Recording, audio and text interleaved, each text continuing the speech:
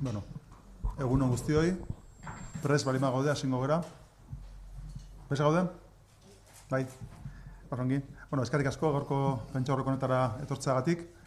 Gure komunikazioaren helburu nagusia da zuei berri ematea gaur gure diputatu kontseiluan hartu dugun erabaki baten ingurukoa. Guk gaur etorkizunera eraikiz programaren inguruan bi erabaki hartu ditugu.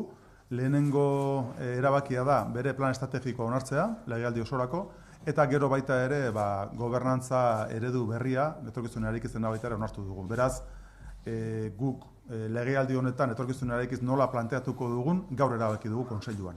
Eta erabakia bera relevantea da, orain arte horrelakorik egin ez dugulako. Gobernu kontseiluak erabaki hori hartzea bera, ja relevantea da. Horretarako dauzkagu hemen Denisen presentzia eta baita ere Xabier Barandiaranena. Xabier Barandiaran da Gipuzkoako Foru Aldundiaren estrategia arduraduna eta etorkizunera eraikitzena arduraduna baita ere. Beraz, egingo duguna da Denisek eta biok sarrera bat eta gero Xabierrek beak emango ditu xehetasunak. Eta ez da koplatzen ari da pixkat soinua. Tranquila.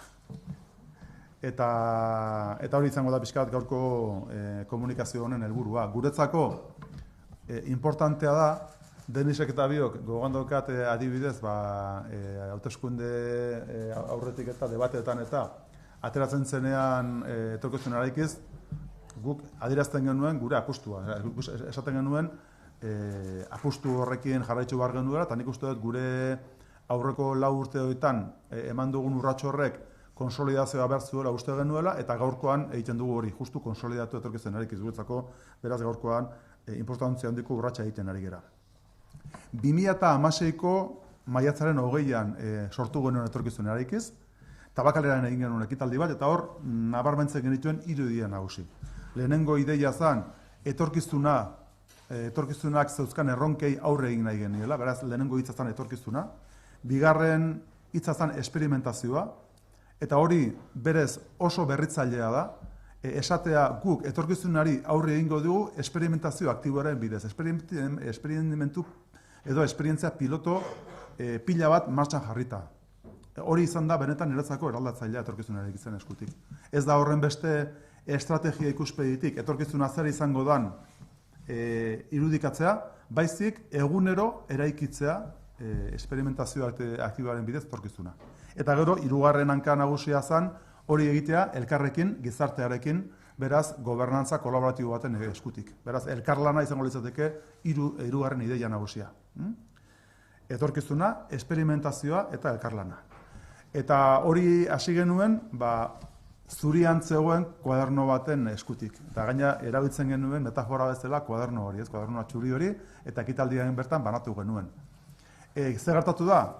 Pasatu direla ja 4 urteia, 3 urte eta piko, eta bitartean kuaderno hori betetzen joan garela. Eta edukiak tangiblea dauzkagu ja etorkizunera eraikitzen. Zeintzu dira? Besteak beste guk egiten dugun estimazioa da 25.000 personatik gorak parte hartu dutela etorkizunera eraikitzeko ekimen diferenteetan, 500 elkarte sozioekonomikok parte hartu dutela baita ere, eta hortik etorri dira emaitza tangibleak zehatzak. Adibidez, apustu egin genuen erreferentzia zentruen bidetik, zenbait erreferentzia zentru ja dagoeneko martxan daude, 3 aipatzera nijoa, ziur, labe eta bideo, eta beste hainbeste eta gehiago dauzkagu bidean, martxan. Eta 4 urte hauetan, horiek inauguratza eta martxan jartzea izango da gure erronka importantea. Eta gero dauzkagu, beste zenbait esperientzia guretzako funtsezkoa direnak, ez dira referentzia zentrua, baina bai proiektu estrategikoak, adibidez, bat Gipuzkoa koopera izan litzeke, kooperazio arlo horretan kualitatiboki salto importante bat egiten dugu, beti gobernantza kolaboratibo horren eskutik, eta baita ere adibidez, erantzukide sarea, enpresa askotan egin diren esperientzi pilotoak konziliazio erantzukidearen eskutik, hoien artean, guztien artean, sortu da sare bat, eta hori referentziala bihurtu da beste enpresa guztientzako Gipuzkoan. Horiek ziren ejemplo batzuk, adibide batzuk azaltzeko, kuaderno hori betetzen joan garela, eta gaurkoan hartzen dugun erabakiarekin eduki berriak gehitzen dizkigu etorkizunera eraikizi. Adibidez, orain arte genuzkan Gipuzkoa Lab bezalako esperimentu eta laborategi horretan genuzkan 8 proiektu esperimental, orain gehituko dizkigu 24. hoiei. Eta beraz edukiko ditugu 32 proiektu experimental martxan, gaur egiten dugun mugimendu honekin. Xehetasun horietan, Xabier sartuko da gehiago, ez dakit tokatzen danak banan aipatzea, baina bai, nik uste dut horrek daukan apustua atzean hori zehazteko xehetasun batzuk aipatu behar direla.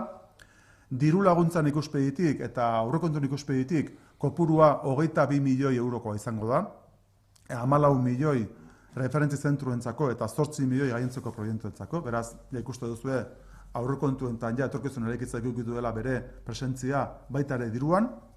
Eta gero aipatzen nuen hasieran, guk gobernu kontseiluan etorkizun eraikitzen inguruan hartzen ditugun erabakiak horrek esan nahi duena da, etorkizun eraikitzea sartzen dela, plan estrategikoa martxan jartzen duzu, eta hor azpimarratzen ziren 4 ideia nagusi.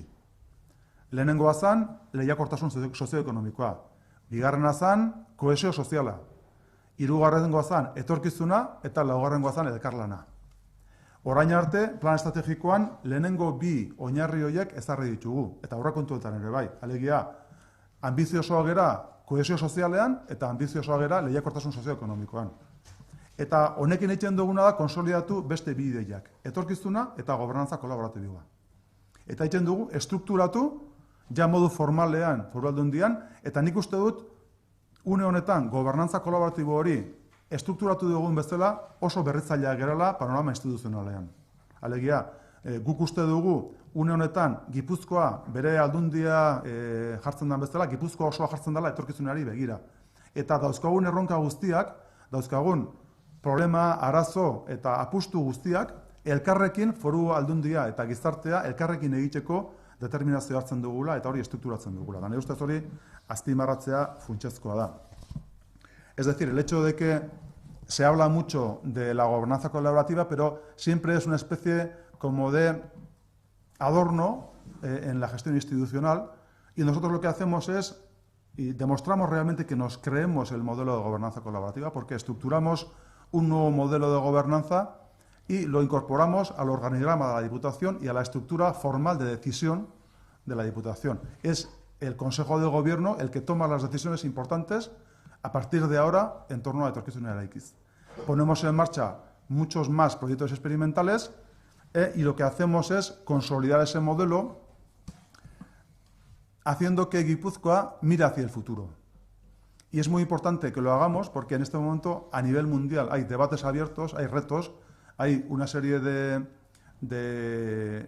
cuestiones candentes que en Guipúzcoa van a ser abordadas de un modo colaborativo junto con la sociedad organizada y la ciudadanía en su conjunto. Es decir, hablamos siempre de que Guipúzcoa tiene un capital social muy importante, una sociedad estructurada, una ciudadanía activa, crítica, y nosotros lo queremos poner en valor para que mediante la colaboración con las instituciones seamos realmente punteros en todo lo que abordemos. Y lo que realmente consideramos que es puntero es precisamente el sistema de gobernanza. Muchas veces es difícil concretarlo y Xabier lo intentará, pero cuando nosotros hablábamos hace algunos meses de que nuestro reto era consolidar etorkizun eraikiz, la apuesta que comenzó en 2016, el día de hoy ya lo que tiene es un espaldarazo definitivo por parte de la institución. La Diputación, a partir de ahora, tendrá a Guipúzcoa, en Guipúzcoa tendrá a etorkizun eraikiz como uno de sus instrumentos más importantes. Y eso yo creo que merecía una rueda de prensa y una comunicación conjunta, además de los dos partidos que estamos en el gobierno. Y a partir de ahí, pues yo cedo la palabra a Denis para que continúe. Eskerrik asko, Markel. Bai, diputatu nagusiak azaldu duen moduan, Gipuzkoak etorkizunean heldu behar dituen erronkak oso konplexuak dira, ez? Etorkizuna eraikiz, azkenean gaur Gobernu Kontseiluak hartutako erabakiaren arabera, suposatzen du etorkizuna eraikiz tresna moduan gobernuaren bihotzean kokatzen dugula.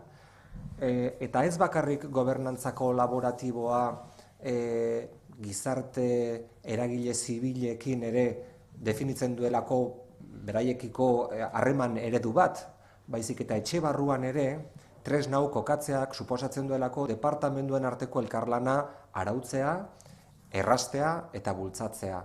Besteak beste, heldu behar ditugun erronkak oso konplexuak direlako eta departamentu bakar batetik ez dalako posible izango hoiei aurre egitea. Eta pentsatzen ari naiz, gizarteak, Gipuzkoako gizarteak aurkezten duen edo daukan sartze prozesuaren aurrean aurrera eraman behar ditugun politikak pentsatzerako orduan departamentu batek baino gehiago egin beharko dute hausnarketa eta kolaboratu beharko dute. Eta gaur aprobatu den lan hildoan agertzen dira hainbat ekimen, hainbat esperimentazio prozesu, nun eta departamentu batek baino gehiago hartuko duten parte. Baina baita ere, nazioarteko eratze prozesu horretan ODS-ak izan behar baldin badute aldundiaren orratza edo, ipar orratza, horrek esan nahi du, balore batzuk dituela txertatuta, izan berdintasuna, izan solidaritatea, izan jasangarritasuna, eta hoiei aurre egiteko krisi klimatikoa edo transizio energetikori aurre egiteko eta Gipuzkoak bere erantzun propioak aurkitu behar baldin baditu, departamentu desberdinen arteko elkarlana ezinbestekoa izango da. Eta hori da, besteak beste, gaur aprobatu duguna eta etorkizunarekiz tresna moduan, gobernantza kolaboratiboan barneruntz suposatzen duena. Nik bi esparru horiek azpimarratuko nituzke, batetik etorkizunera begira aurre ikusten ditugun erronken artean sartze prozesu hori asko kezkatzen gaitu eta horri erantzunak eman nahi dizkiogu, eta hortaz gaztetze prozesu bat ere bultzatu nahi dugu. Horrek esan nahi du gazteek gaur egun dauzkaten arazoei aurre egiteko proiektu esperimentalak martxan jartzeko autua egiten dugula, izan osasun afektibo sexualean, izan kirola pustuen arazoan, eta beste hainbeste arazo konkretuetan. Eta bestetik, lehen aipatuan bezala, ODS-ak, nazioarteko eratze prozesu horretan eredu jakin bat, solidaritatea, jasangarritasuna, transizio ekologikoa, aldaketa klimatikori aurre egiteko erantzun propioak.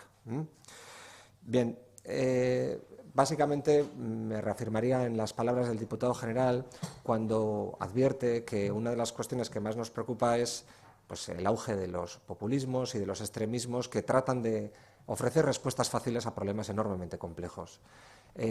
Somos conscientes de que buena parte del problema tiene que ver con el miedo que parte de la sociedad percibe en esa incertidumbre que preside nuestro futuro, incertidumbre por los enormes cambios que se están produciendo de carácter climático, tecnológico, demográfico y de los que Guipúzcoa no es ajeno.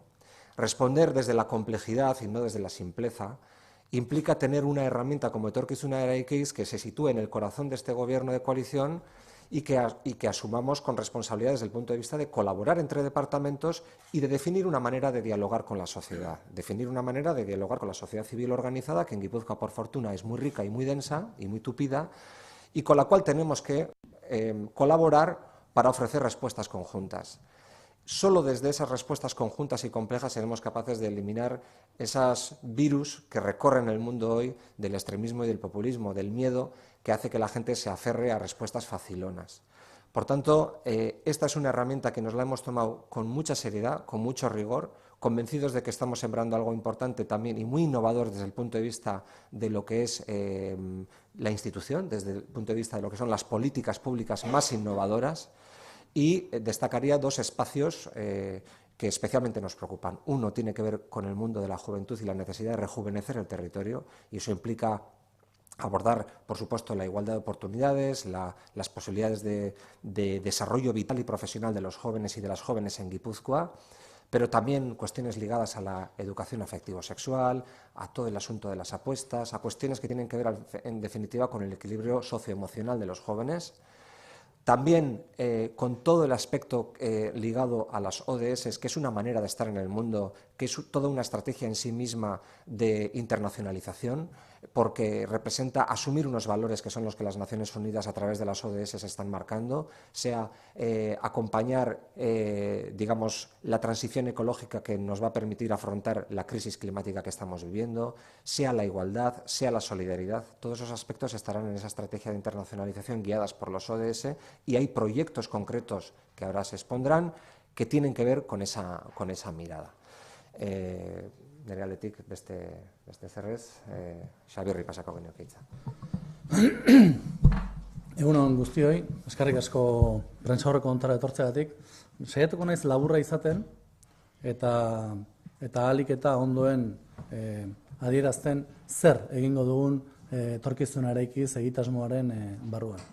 Aurretik, 3 gauza esan nahi ditut. Ideia nagusi bezala, naiz eta diputatu nagusiak eta baita ere Denis Itsasok era batera edo bestera adierazi dituzten.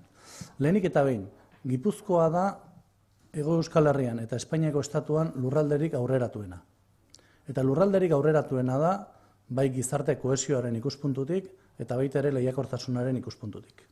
Gure Gini indizeak Europan indizerik lurralde eta herrialde aurreratuenen parean daude. Eta hori gertatu da, ez Gipuzkoako Foru Aldundiarengatik, baizik eta Gipuzkoako herritarrek bi ezaugarri nagusi izan dituztelako historian zehar. Alde batetik, etorkizunera begira jartzeko gaitasuna izan dugu, eta beste alde batetik baita ere lankidetza indartzeko gaitasuna izan dugu alor ezberdinetan. Eta etorkizuna eraikiz horixe da. Etorkizuna begira jartzea gure herri politikak, eta beste alde batetik hori lankidetzan egitea gizartearekin eta gizarte eragileekin.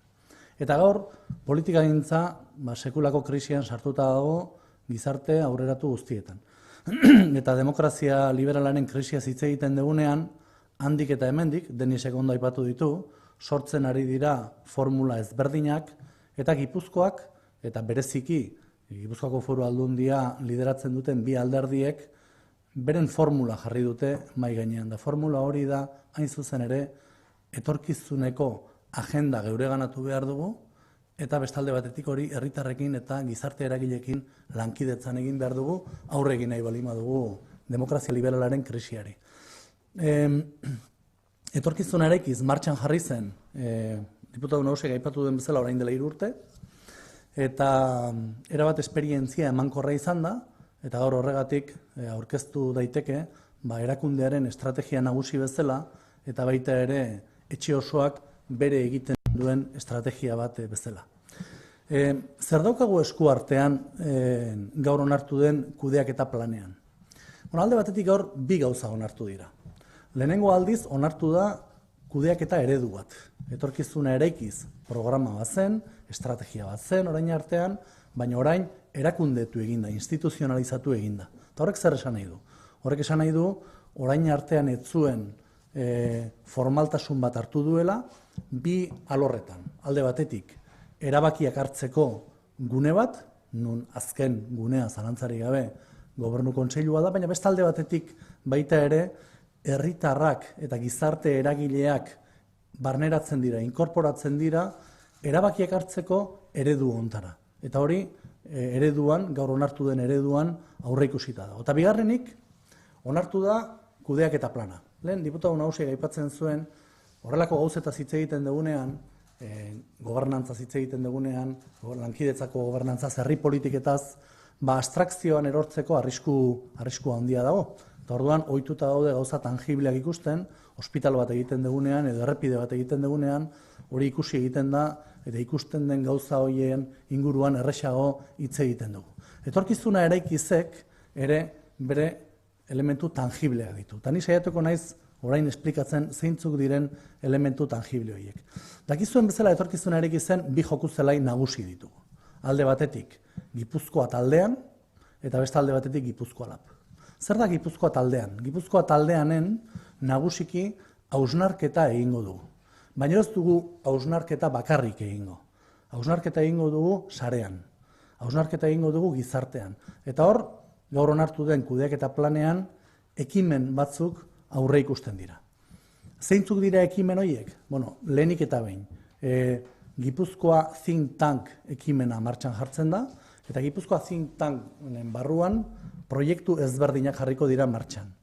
Alde batetik, Imanol Lasak lideratuko duen etorkizuneko ekonomiari buruzko talde bat jarriko da martxan, beste alde batetik Maite Peñak lideratuko duen zaintzaren inguruko hausnarketa bat jarriko da martxan, Gipuzkoa etorkizunean zaintzaren lurralde referente bilakatu dadin, eta Jose Ignacio Asensio diputatuaren eskutik aldaketa klimatikoari nola aurre egiteko sare potente bat jarriko da martxan, besteak beste, baina 3 adibide horiek jarri nahi nituzke.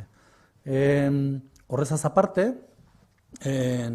momentu honetan, Gipuzkoa taldeanen barruan deialdi berezi bat egingo da, hil honen amaieran, otsailaren hasieran, hain zuzen ere, herritarrek beren proiektuak aurkeztu ditzaten, hori izango da Gipuzkoa taldeanen beste bizkarrezur bat, eta gero, baita ere, hausnarketa estrategiko ezberdinak jarriko dira, bereziki, etorkizunean Gipuzkoa baldintzatzen duten faktoreen inguruan, hain zuzen ere, prestatuta egoteko. Zeintzuk dira faktore horiek?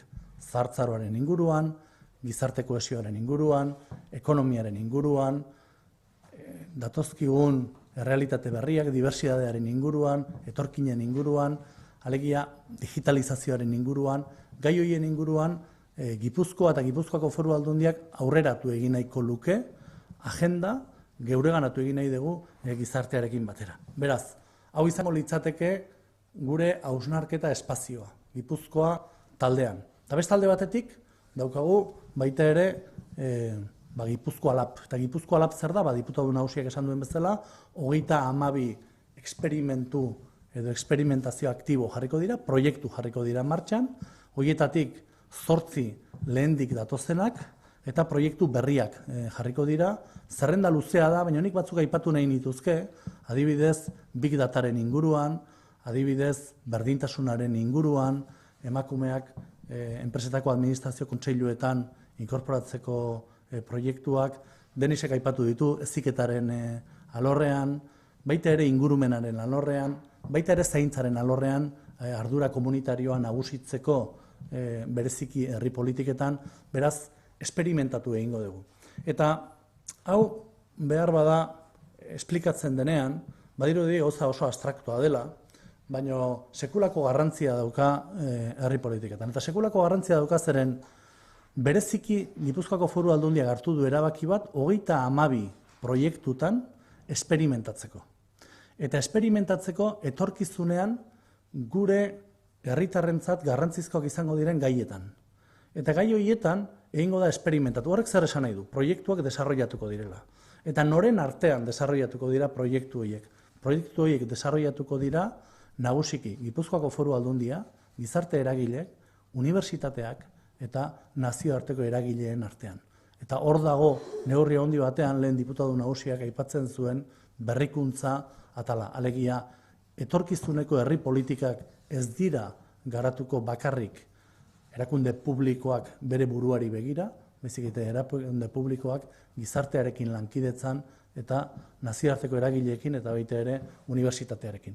Eredu hau nahi dugu indartu etorkizunera begira. Uste dugulako, lehen aipatzen genuen demokrazia liberalari krisiari aurre egiteko sekreturik handiena hemen dagoela. Alegia, lankidetzan. Gizartearekin, gizarte eragileekin eta ezagutza sortzen duten eragileekin lankidetza egitea. Esperimentatzea eta esperimentazio hori gero herri politiketara bihurtzea. Etorkizunarekizek guzti hau ondo egin ahal izateko, bai hausnarketa eta bai esperientzia aktiboak 3 gunetatik edango du. Alde batetik, nazioarteko sarea indartzen ari gara. Gipuzkoako Foru Aldundiak momentu honetan talde oso bat jarri du nazioartera begira bereziki etorkizunarekin zen estrategia indartzeko eta etorkizuneko herri politikak indartzeko. Ez bakarrik nazioartetik dokumentuak edo ikasgaiak hartzeko bakarrik, baizik eta nazioarteko sareetan etorkizunarekin inkorporatzeko. Hor, nazioarte atalean dagoeneko aurreikusita dago Gipuzkoako Foru Aldundia Europar proiektuetara aurkeztuko dela. Momentu honetan prestatzen ari gara proiektu batzuk, adibidez zaintzaren inguruan, baina etorkizunean proiektu Europar gehiago etorriko dira. Bigarrenik, gobernantza kolaboratiboko sare bat, nazioarteko sare bat sortuko du mundu mailan, eta gure asmoa da Gipuzkoako Foru Aldundia bezalako lurralde hainbatekin lankidetzan aritzea, eta bereziki nazioarteko erreferenteekin lankidetzan hasiko gara Gipuzkoan momentu honetan ditugun erronka nagusienetan eta proiektuak desarrollatzeko. Beraz, ez da bakarrik jakitea nazioartean zer egiten den edo mundu globalean zer egiten den, baizik eta nagusiki interesatzen zaiguna da nazioarteko eragile horiek gure proiektuak ezagutzea eta gure proiektuekin lankidetzan sartzea. Bigarrenik, bigarren iturri importantea, bigarren lan importantea izango da kultura demokratikoaren inguruan egingo dugun lana. Eta proiektu hau, justu lideratuko dute bai diputatu nagusiak eta bai Denis Itsasok, sekulako garrantzia duen proiektua izango da etorkizunarekin zen barruan. Eta da, honako ideia hontan oinarrituta dago. Etorkizunarekizek ez du etorkizunik izango, baldin eta hemen planteatzen den lankidetzazko eredu hau gizarteak bere egiten ez balin badu. Eta gizarteak bere egiteak esan nahi du parte batean bere egina duela historikoki, baina etorkizunerako eskema ona dela espazio publiko antolatzeko eta lankidetza bizkarrezurtzeko, zutabetzeko, erakundetzeko. Eta orduan proiektu hau jarriko dugun martxan, proiektu honen helburua da balio demokratikoetan oinarrituta, alegia giza eskubideetan, dibertsitatean, gizon emakumeen berdintasunean, balio demokratikoetatik oinarrituta, esperientzia komunitarioak martxan jarriko ditugu Gipuzkoako udal eta herritarren eskutik. 5 esperientzia jarriko dira hain zuzen ere, bereziki uste dugulako etorkizunarekiz ez dela bakarrik Gipuzkoako diputazioaren ADN-ean egon behar duen zerbait, baizik eta Gipuzkoako lurralde osoak bereganatzen duen, bere egiten duen filosofia bat. Eta azkenik, baita ere, 3. elementu bat aipatu nahi nuen, etorkizunarekiz indartzera etorriko dena, eta da gizarteratze prozesua, bai nazioartean, eta baita ere, bai etxe barruan, eta baita ere Gipuzkoako lurraldean. Aipamen berezi egin nahi nioke etxe barruari. Eta aipamen berezi egin nahi nioke, zeren etorkizunarekiz ez da politikarien ekimen bat bakarrik. Etxe osoaren ekimen bat izan behar du, horrek esan nahi du, behar bada gu hemendik joaten garenean, lan egiteko eredu hau, etxearen eredua izan behar duela, eta edozein dagoelarik ere zuzendaritza politikoan bere egiten duen eredu bat, etorkizuna eraikitzeko eredu garrantzitsu bat delako, ez? Hauek dira momentu honetan eskuartean ditugun proiektuak, hausnarketa, bestalde batetik proiektu esperimentalak eta 3 bizkarrezur, alde batetik nazioarteratzea, bestalde batetik eredu demokratikoa indartzea eta azkenik gizarteratze prozesuak aktibatzea, gaur onartu dena Gobernu Kontseiluan eta aurre egiteko. Me gustaría hacer un breve resumen, muy breve, de lo que hemos aprobado hoy. Antes decíamos que Guipúzcoa es uno de los territorios más avanzados, desde luego en Euskadi y en el ámbito del Estado, fundamentalmente por 2 cuestiones. Primero, porque ha sido un territorio que ha tenido una marcada orientación al futuro, y por otro lado, también hemos tenido una marcada orientación a la colaboración en la construcción de procesos sociales, empresariales, políticos, etc. Esto no es una característica de la Diputación Foral de Guipúzcoa, sino es una característica del conjunto del territorio. Y nosotros creemos que ahí se encuentra uno de los grandes secretos para afrontar, o el esquema básico para afrontar la crisis de la democracia liberal, en el sentido de que el futuro no está en las fórmulas basadas en el populismo, no está en las fórmulas basadas en la desregulación de la vida pública y la emergencia total del mercado, sino está fundamentalmente en un paradigma que asienta su base en la comunidad y en los sistemas colaborativos. Eso es lo que nosotros pensamos. De ahí que Etorkizuna Eraikiz sea un proyecto ambicioso que básicamente tiene 2 terrenos de juego, un terreno de juego que busca la reflexión y anticiparse al futuro. Eso lo vamos a hacer de la mano de la sociedad organizada y también de la sociedad civil. He comentado algunos de los proyectos dentro del think tank Guipúzcoa que vamos a abordar, para abordar el futuro económico liderado por Imanol Lasa, para abordar el futuro de Guipúzcoa como un territorio de cuidados con Maite Peña y la cuestión del cambio climático liderado por José Ignacio Asensio. Y de otro lado, tenemos pues Gipuzkoa Lab, donde están residenciados los proyectos experimentales, que lo que buscamos fundamentalmente es anticiparnos al futuro, pero experimentando en el presente en términos colaborativos para incorporar ese conocimiento y esas formas de hacer a las políticas públicas de futuro, un futuro que se hace presente de manera inmediata a través de esos proyectos. Y finalmente, digamos, para fortalecer esas dos cuestiones, esos dos terrenos de juego, tenemos tres elementos que nos gustaría destacar. Primero, que la Diputación Foral de Guipúzcoa va a abordar a través de Etorkizunarekin un ambicioso programa de internacionalización en el que lo que vamos a buscar fundamentalmente es entrar en contacto con redes, instituciones, agentes con capacidad para generar conocimiento avanzado o de producir procesos relevantes cruzarlos e incorporarlos a nuestras políticas públicas. En segundo lugar, es necesario que Etorkizunarekin, como modelo de gobernanza de futuro, sea también un modelo que inspire al conjunto de la sociedad guipuzcoana, de tal manera que vamos a abordar un proceso de cultura democrática con un proyecto ambicioso a través de los ayuntamientos y los interlocutores de la sociedad organizada para generar procesos comunitarios en la propia sociedad guipuzcoana y, en tercer lugar, un proceso intenso de socialización en el ámbito internacional, en el ámbito también guipuzcoano y muy especialmente quería hacer mención a la propia Diputación Foral de Guipúzcoa. Guipúzcoa tiene hoy una gran herramienta de trabajo que es la Diputación Foral de Guipúzcoa, tiene casi 2.000 trabajadores muy cualificados. Su cualificación para llevar a cabo estos procesos es, primero, indispensable.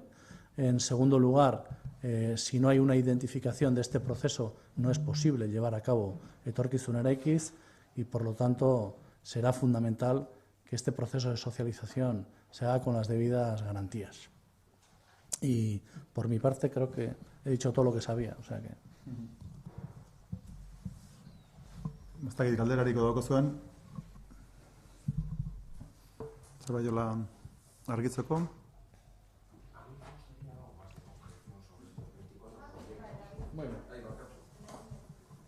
Entzun diazu, un poco más de concreción sobre los 24 proyectos. Muy bien. Pues los proyectos son los siguientes. Vamos a tener un proyecto para impulsar la presencia de las mujeres en los consejos de administración. Vamos a tener otro proyecto para desarrollar las trayectorias laborales de los jóvenes en Guipúzcoa. Vamos a desarrollar un proyecto para generar la ambidestreza en las empresas, que significa fundamentalmente la capacidad de adaptación y de cambio en las empresas. Vamos a tener otro proyecto de intraemprendizaje. Vamos a abordar el proyecto, aquí está el que lo va a liderar, Denis Itxaso, de Escola Cultura, que ya está en marcha. Vamos a abordar otro proyecto de educación afectivo-sexual. Vamos a abordar otro proyecto para la prevención de adicciones no químicas, también desde el Departamento de Cultura.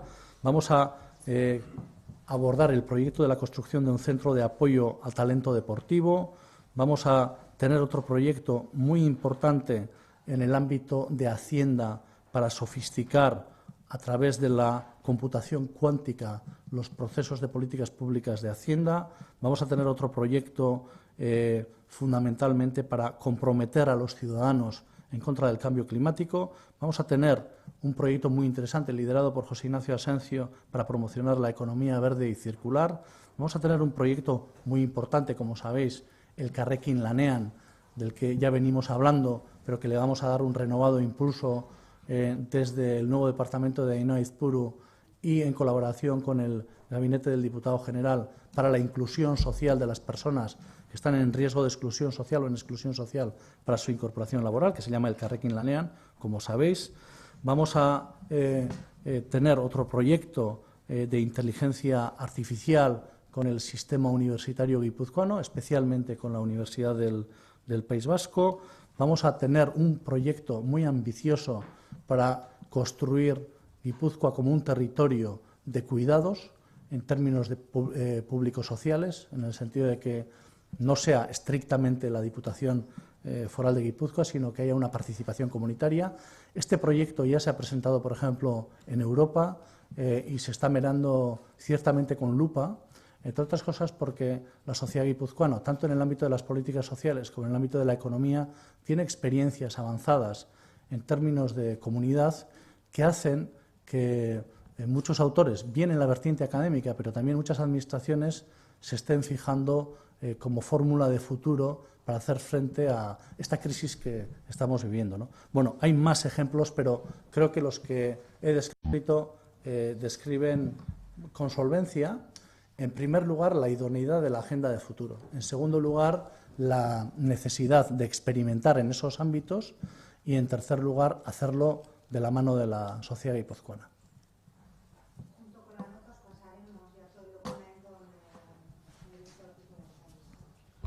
Ez da gaurko xedea, baina 8 zentro hauek, bueno, aurten baten bat irekiko da, edo eski ja ez naiz gogoratzen nola dan organigrama hori, edo ja baten obrak hasiko dira, Pasaiako adibidez, ez dakit, aurten 8 zentro horien inguruan, ze nobedade?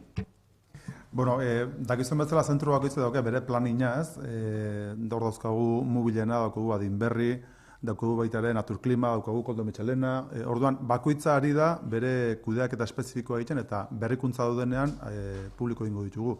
Baina bai da egia, aurten eta hurrengo urtea artean zentru guztiak abian jartzeko asmoa daukagula. Horrek, dakizuen bezala, lehentasunak ezartzea exigituko digu, inbertsio publiko ikuspegitik izugarrizko apustua dalako. Baina, agenda zentru bakoitzek berea dauka, zentru gehienetan, referentzi zentruetan, fundazioak martxan jartzen dira, arduradunak ja aukeratzeko prozesua daude, Mubilen kasuan, eta horrela da, eta orduan berrikuntza dauden bakoitzean komunikazioa egingo dugu, kasu bakoitzean. Digan bezala, aurrikusten da, aurten eta hurrengo urte artean, obra gehienak martxan jarriko direla. Obra martxan jarri, bai. Ez, aurrikusten da hor, adibidez, konplexuenetako bat, ambiziosunetako bat, azpiegituran da Adinberri. Adinberrik, uste eta aurrikusten dela 22an amaituko dela obra. Legealdi guztia beharko dugu, zentru hori martxan jartzen. Azpian parkin badauka, gero beste eraikin batzuk, horrek ekarriko duena da, esfortzu oso jarraia legealdi osoan, zentru hori martxan jartzeko. Badakit, aztuko zaiala zentru bat beste, baina seguronez, eraikuntzan ikuspegitik eta erraztena zirenak martxan jarri ditugu, ez? Eta oraindik ere esfortzu inbertsora handia egin beharko dugu beste guztiak abian jartzen. Ez du gaztu behar bakatu eta hori netzako oso importantea da, proiektuak berez martxan jartzen direla, naiz da eraikina eginda ez egon. Hori oso importantea da. Ez fundazioak, Adinberrien kasuan, bere fundazioa martxan dago, deialdi publikoak egin dira, milioi bateko kopuruarekin, hor, badago ja da aurretik proiektua beraren indartze bat, eta gero biztan da, eraikina edukitzarekin, jauzi importante bat emango da. Ez dut uste, aurrikusten denik aurten irikitzea zentrurik. Bueno, hoi aipatu ditut lehenago.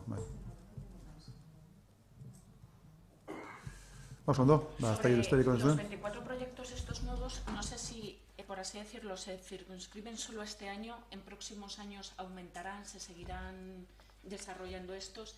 Y luego también no sé si, Xavier, puedes intentar poner un ejemplo. Has insistido en que son proyectos experimentales, que se va a experimentar. ¿Cómo? O sea, ¿cómo? Yo creo que las dos cuestiones son muy pertinentes. La primera, lo importante no es que pongamos muchos proyectos, que ya de por sí gestionar 32 proyectos ya es una tarea importante, sino que lo que hagamos lo hagamos bien. Estos proyectos, y ahora voy a tratar de responder, digamos, a la segunda cuestión, ¿dónde está el valor añadido de los proyectos? Lo importante no es poner 32 proyectos, ni siquiera que esos 32 proyectos se refieran a temas que son de futuro o vienen, digamos, marcado por un componente alto de futuro, sino que la forma de hacer de esos proyectos, la forma de llevarlos a cabo, sea de acuerdo al modelo de gobernanza colaborativa que hoy hemos aprobado como un modelo de futuro para Guipúzcoa. ¿Y en qué consiste ese modelo?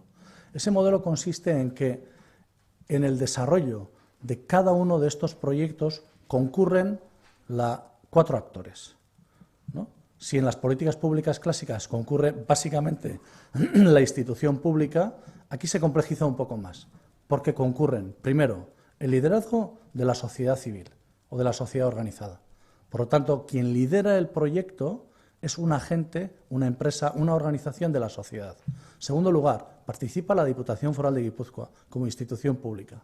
Tercer lugar, se incorpora la universidad. ¿Para qué? Para incorporar la generación de conocimiento al propio desarrollo del proyecto. Y en tercer lugar, todos los proyectos van a estar vinculados con un agente internacional que les va a dar una visión global. Vincular un agente internacional no es tener una ventana abierta a ver qué pasa en el mundo, sino que de hecho, de facto, un agente internacional participa, digamos, en el desarrollo del proyecto. Lógicamente, esta forma de hacer complica la forma de hacer tradicional de las políticas públicas, pero incorpora 3 elementos que son sustanciales. La primera es una mayor legitimidad de las políticas públicas en cuanto que hibrida la relación de la sociedad con las instituciones públicas. Segundo elemento, valor añadido fundamental, la incorporación de la universidad, la incorporación de los agentes de generación de conocimiento, que es clave para desarrollar proyectos de futuro. Y en tercer lugar, una cierta apertura al área global, al mundo, porque en Guipúzcoa sucede una cosa que llama poderosamente la atención. Primero, nuestras empresas, prácticamente la sociedad organizada, es una sociedad crecientemente internacionalizada. En segundo lugar, las familias de Guipúzcoa son cada vez más internacionales, pero las instituciones públicas tienen un recorrido importante todavía en los procesos de internacionalización de las políticas públicas. A pesar de que hablamos mucho de internacionalización, hoy todavía seguimos siendo bastante locales y bastante endogámicos. Y por lo tanto ese sería el tercer elemento central que aportarían esos proyectos. No es nada fácil llevarlos a cabo. Asumimos que parte, digamos, de esos proyectos van a fracasar, porque el fracaso es parte también de este proceso y de este recorrido, pero desde luego es uno de los proyectos más ambiciosos que abordamos desde esta institución. Sí, a mí me gustaría poner un ejemplo, a ver si poniéndolo se aclara un poco cuál es la visión, ¿no? Antes Xavier hablaba de que uno de los proyectos más importantes que tenemos y que no va a fracasar, va a ser el Elkarrekin Lanean. Podemos hablar de la estructura del Elkarrekin Lanean, pero yo, dándole la vuelta, vamos a hablar de personas. Imaginémonos a una persona que está en riesgo de exclusión en Guipúzcoa, ¿no? ¿Cómo conseguimos su incorporación a la sociedad, su socialización, su inclusión social? La estrategia de Elkarrekin Lanean es que esa inclusión se realice mediante un trabajo digno, un puesto de trabajo digno. Claro, llegar a un puesto de trabajo estable y digno para personas en riesgo de exclusión en el mundo es una tarea casi imposible. O sea, casi nadie lo consigue. ¿Cómo lo vamos a hacer en el territorio de Guipúzcoa? Pues antes Xavier lo abordaba, ¿no? Lo haremos con la colaboración de diferentes agentes, pero los que realmente van a llevar adelante el principal trabajo son las entidades del tercer sector del territorio de Guipúzcoa y las empresas del tercer, que son las que van a formar a esa persona y son las que le van a dar un empleo digno. La Diputación, la ANVIDE, las agencias comarcales, los ayuntamientos participarán, cada uno desde su perspectiva y aportando al proyecto. Pero estamos hablando de que es que desde ese punto de vista el conjunto del territorio de Guipúzcoa se compromete a colaborar, cada uno desde su ámbito competencial y desde sus capacidades, para lograr que miles de personas lleguen a una inserción laboral y, por lo tanto, a una inclusión social. A mí me parece que ese reto tiene una serie de implicaciones socioeconómicas y políticas de primer nivel. La primera consecuencia puede ser la de que Guipúzcoa todavía mejore sus datos de igualdad, digamos, o de cohesión social y, por lo tanto, que en un índice Gini todavía demos un dato mejor desde la perspectiva de las desigualdades sociales. Que Guipúzcoa siga siendo todavía más referente en la lucha contra las desigualdades sociales. Bueno, hablamos de una persona, pero luego nos lleva a movilizar al conjunto del territorio con un aporte importante de las universidades, del conocimiento, atendiendo también a las experiencias más avanzadas a nivel internacional, para que aprendamos, para que se nos conozca, para que el territorio de Guipúzcoa como modelo de inclusión sea reconocido y de paso también para que la ciudadanía reconozca ese modelo y lo ponga en valor. Es un poco, o sea, al final son retos complejos, pero este sistema de gobernanza facilita que diferentes agentes se pongan a colaborar.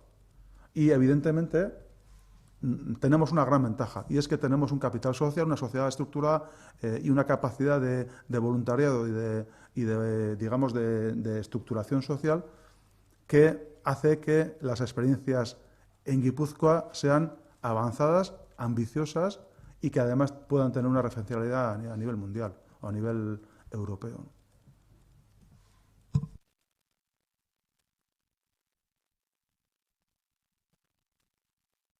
Bost, ondo, abesterik ez baldin badaukazu, eskerrik asko guztioi.